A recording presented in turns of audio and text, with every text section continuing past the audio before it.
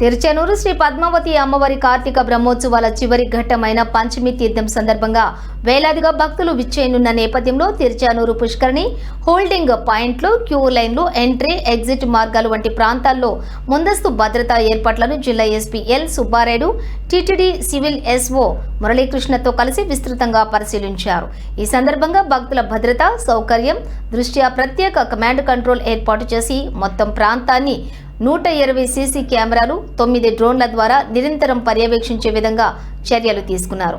అదనపు ఎస్పీ స్థాయి అధికారుల నియామకంతో ప్రత్యేక పర్యవేక్షణ వ్యవస్థను ఏర్పాటు చేయడంతో పాటు ఏవైనా అత్యవసర పరిస్థితుల్లో వెంటనే స్పందించేందుకు మానిటరింగ్ వ్యవస్థను మరింత బలోపేతం చేశారు. పుష్కరిణికి వచ్చేటటువంటి భక్తుల రద్దీని దృష్టిలో ఉంచుకొని తిరుచానూరు నలువైపులా హోల్డింగ్ ప్రాంతాలను ఏర్పాటు చేసి అక్కడ భక్తులు ప్రశాంతంగా విశ్రాంతి తీసుకునేలా వసతి, త్రాగునీరు, ఆహార పంపిణీ, మరుగుదొడ్ల వంటి అవసరమైన సౌకర్యాలను కల్పించారు. పుష్కరిణిలో ఒకేసారి ఎక్కువ మంది భక్తులు స్నానం చేయకుండా దశల వారీగా, విడతల వారీగా పుణ్యస్నానం ఆచరించేందుకు ఏర్పాట్లు చేసి భక్తుల రద్దీని నియంత్రించే చర్యలను చేపట్టారు.